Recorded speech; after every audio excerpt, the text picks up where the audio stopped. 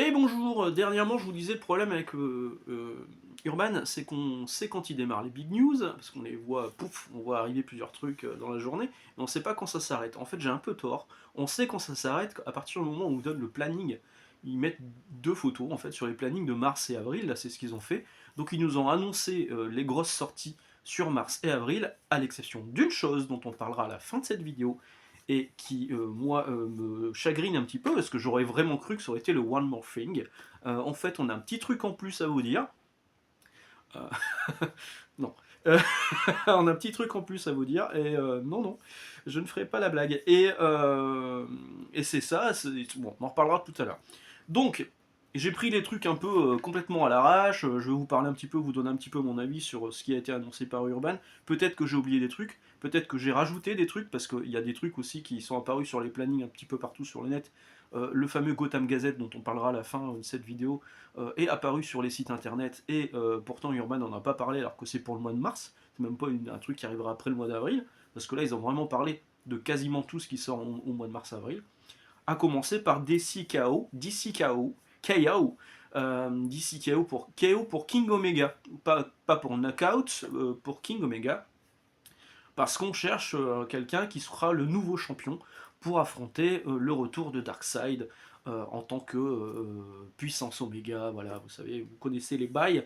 24 avril en VF, avec un premier tome annoncé à 22,50 €, les épisodes 1 et 2 de DC KO, les épisodes 28 à 29, 28 et 29 de Titans, donc les tie-in, Superman 31 et 32, donc si vous suivez que la série Superman, les épisodes 31 et 32 seront dans ce volume de DC KO, et Night Fight 1 et 2 que je suis en VO, celle-ci qui est dessinée par Dan Mora, scénarisée par Williamson, et qui pour l'instant est très bien, vraiment très bien. Donc voilà, 22,50 € pour la couverture régulière. Il y aura une couverture spéciale au Comic Shop Assemble, Astro City, Le Comptoir du Rêve et bien d'autres, pour 24,50 €. La question se pose sur Justice League Omega Act, qui est un petit peu le prologue de DCKO, mais vous n'êtes pas obligé de l'avoir lu, mais c'est quand même un prologue. A priori, je pense qu'il sera publié dans un numéro de Justice League Unlimited, mais il ne sera pas dans ce volume de DCKO, qui sera donc le premier sur 2, voire 3, si Urban décide de claquer tous les tie-in, parce qu'il y en a quand même masse, masse, masse, masse. Rien qu'au mois de décembre aux États-Unis, il y a une dizaine de floppies avec des combats et des tie-in en lien avec ce qui se passe dans DCKO, scénarisé par Scott Snyder pour rappel. Donc je m'attends quand même à 3 tomes. Hein. Donc voilà, que vous dire, est-ce que ça vaudra le coup d'acheter la version française? Je ne sais pas. Évidemment, il y aura un trade paperback américain qui me proposera que DCKO, ou un autre trade paperback qui proposera que DCKO Night Fight, un autre avec Titan. Les Titans, je les ai pas lus.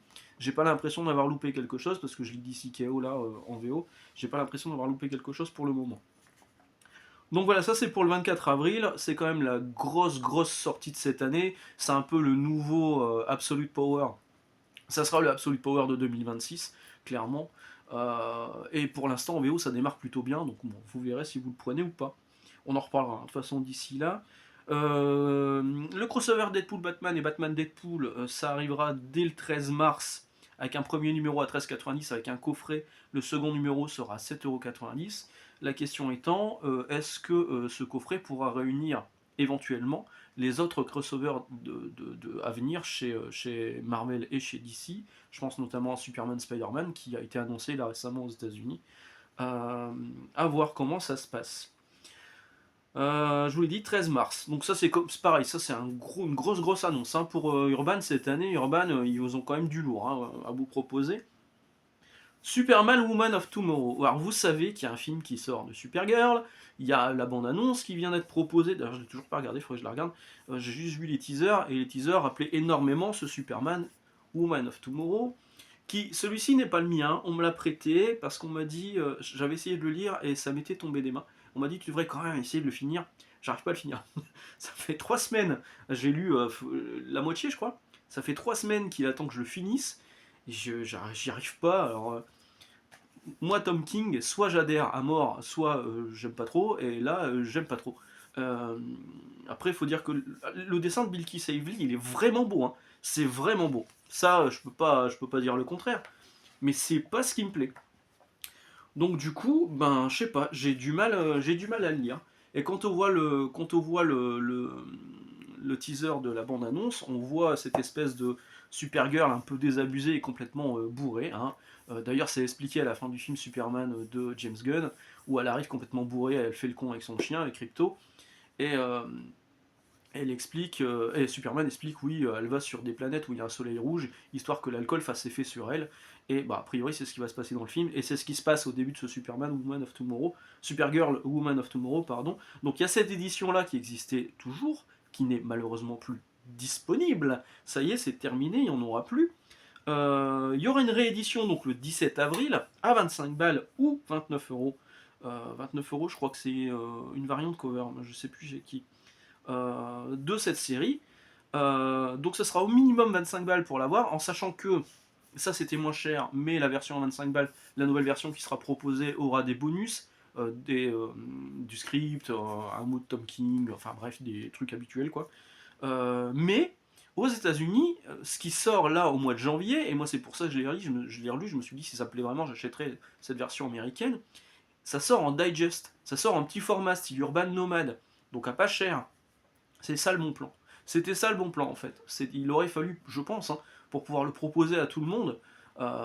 Bon là clairement ils savent que les gens qui vont sortir du cinéma vont sans doute se jeter sur cette édition là. Mais il aurait quand même fallu proposer peut-être une version nomade, histoire de pouvoir toucher un plus large public par rapport au prix d'appel des nomades. Donc là, ça sort en digest aux États-Unis. Moi, j'aurais espéré que ce soit le cas aussi en France pour la version nomade. Ce sera pas le cas. Ils ressortent une nouvelle édition de celui-ci. Le même jour, le 17 avril, pour 18,50€, cette fois, on aura la nouvelle série Supergirl de Sophie Campbell. Qui je sais pas si elle est bien. J'entends pas de retour sur le net. Je vois passer les couvertures, ça, je trouve ça pas moche. Mais ça a pas l'air de faire énormément de vagues. Donc à voir. Moi, j'aurais souhaité que on nous ressorte en même temps le Supergirl de Peter David et Gary Frank, de toute façon, je comptais l'acheter en DC Finest, donc l'équivalent des Epic Collections chez Marvel, mais chez DC. Un gros volume où vous avez 12, non 18. Moi je sais plus. Il y a beaucoup d'épisodes de Supergirl par Peter David et Gary Frank et d'autres, hein, parce que Gary Frank se barre au numéro 9 de mémoire. Et j'aurais voulu que Urban profite de ce film pour proposer enfin ce récit, ces récits, ces épisodes qui sont quand même pour moi cultissimes. Après, ils ont accompagné mon apprentissage de la lecture en VO dans les années 90 sur cette série Supergirl. Vraiment, bah, c'était Peter David et Gary Frank. Je pouvais pas ne pas passer à côté parce que, en plus, je savais qu'il y aurait pas de VF, et d'ailleurs, il y en a toujours pas. Et c'était les auteurs de Hulk qui m'avaient enchanté quand j'étais vraiment beaucoup plus jeune. Euh, donc j'aurais voulu qu'ils les sortent. Maintenant, Urban a dit qu'il y a d'autres surprises à venir pour Supergirl. J'espère vraiment que c'est ça, et pas un Supergirl Gazette, s'il vous plaît. Euh, Oh, je vous tease. Donc il y aura un autre titre aussi qui sera en lien plus ou moins avec le film Supergirl, parce que dans le film Supergirl, on verra sans doute Crypto. Crypto, le dernier chien de Krypton, par Ryan North, le scénariste des 4 Fantastiques chez Marvel, et Mike Norton, qu'on avait vu dernièrement sur Revival, édité en France aux éditions Delcourt. Ça sort le 17 avril également, ça coûtera 17 balles. Le 24 avril, une semaine après, on aura Wonder Woman Hors la loi, tome 4 par Tom King, 25 balles. Le 27 février, on remonte un peu dans le temps, on aura Red Code tome 2 à 20,50€. Je l'ai lu là en VO, j'étais pas. Bon, sans plus. Mais voilà, le deuxième tome sortira le 27 février. Et le 20 février, on aura Batman et Robin, année 1, tome 2, la série que je vous recommande tout le temps. Et en même temps, on aura une intégrale noir et blanc, des deux volumes réunis en un seul. Donc l'édition normale 20,50€, l'intégrale, j'ai pas noté le prix. Quelques informations sur Nomade. Oui, parce que tout à l'heure je vous disais, j'aurais bien voulu qu'il y ait Supergirl en Nomade, mais c'est pas le cas. Mais on aura des trucs plutôt cool, et ce sera au mois de mars de cette année, avec The New Frontier de Darwyn Cook, qui met en scène un personnage qui s'appelle Faraday. Voilà, je vous laisse le lire. Alors c'est pas Max Faraday, hein. C'est hyper bien. Récit complet Elseworld, c'est-à-dire que c'est un peu l'arrivée, la création d'une Justice League dans un univers qui n'en avait pas vraiment, avec des super-héros dedans. J'espère ne pas me tromper, s'il y a un moment où je l'ai pas lu. Hein. j'ai le gros volume, il est là-haut, c'est pour ça que je lève la tête, il est là-haut, j'ai le gros volume qui était sorti chez Urban, j'avais beaucoup aimé, Darwin Cook en plus il a un style qui peut rappeler Batman la série animée, enfin qui a un style comment dire, pas vintage, mais enfin si, c'est un peu vintage et moderne à la fois. Entre tradition et modernité, j'ai envie de vous dire. Donc ça sort en nomade à 13,90€ pour 408 pages. Vraiment, si vous étiez passé à côté de la grosse édition, qui je crois n'est plus disponible chez Urban, n'hésitez pas à prendre la version nomade, c'est vraiment très cool. Gotham Central tome 4, déjà attendez ce tome 4, il arrive enfin. 10,90€, 264 pages. Batman Arkham Asylum, Grant Morrison et Dave Matkin, 8,90€ pour 128 pages.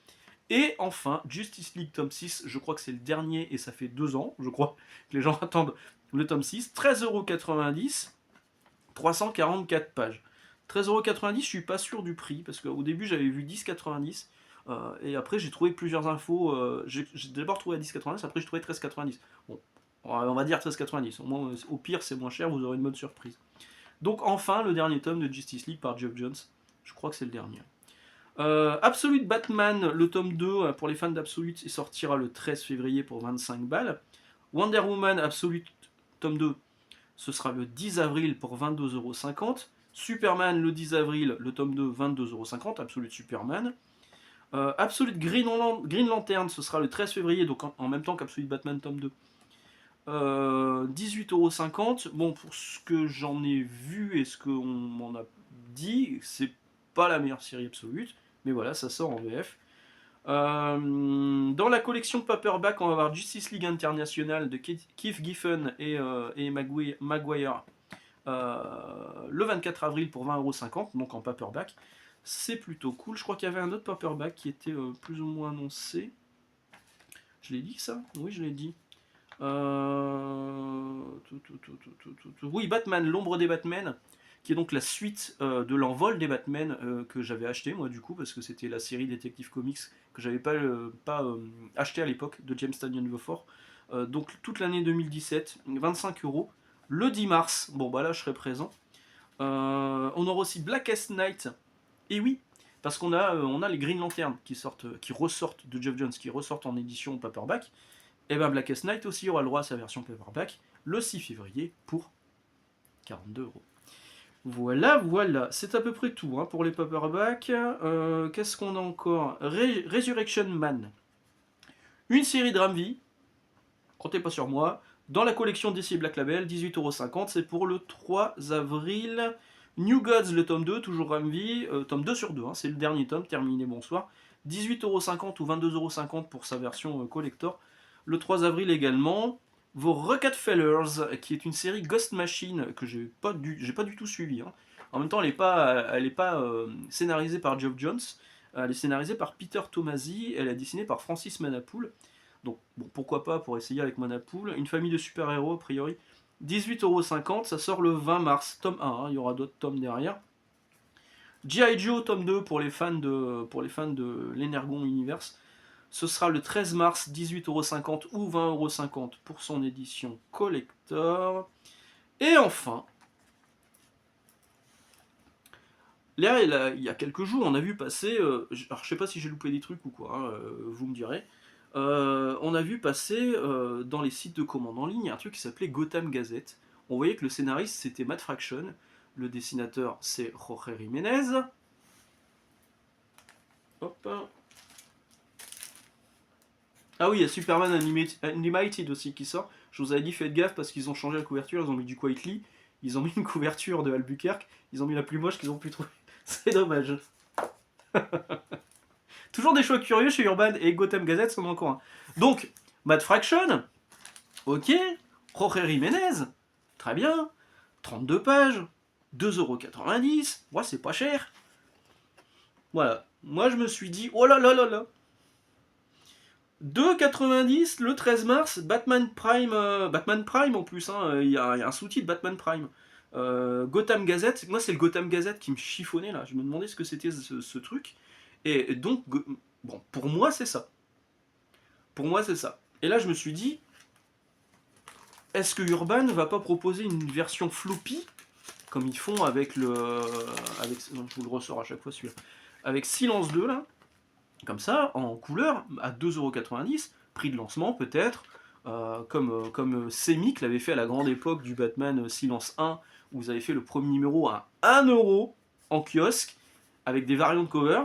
Je me suis dit, ouais, Urban va faire un truc comme ça, c'est cool. Et en fait, j'ai commencé à chercher. Et j'ai trouvé l'info.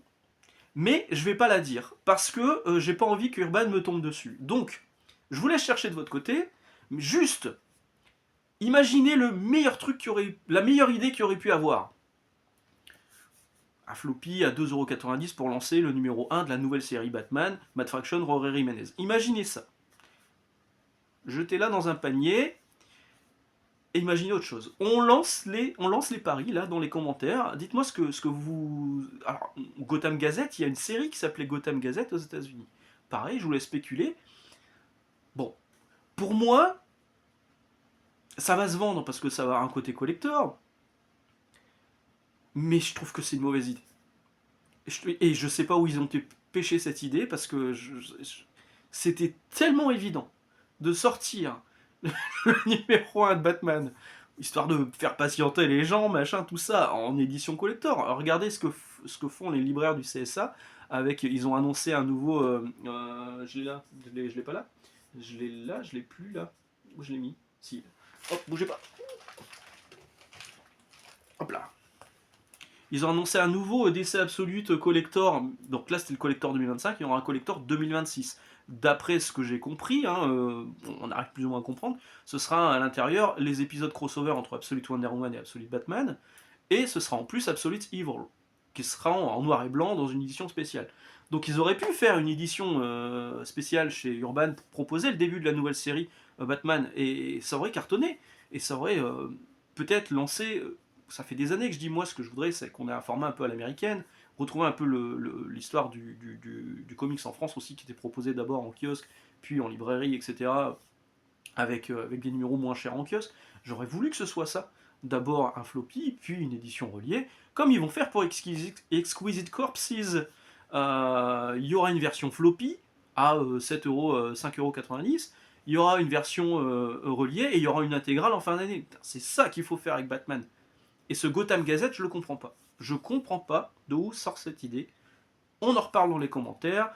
J'espère vraiment que Urban va bientôt communiquer là-dessus pour qu'on puisse en parler librement. Et puis voilà, je vous laisse là.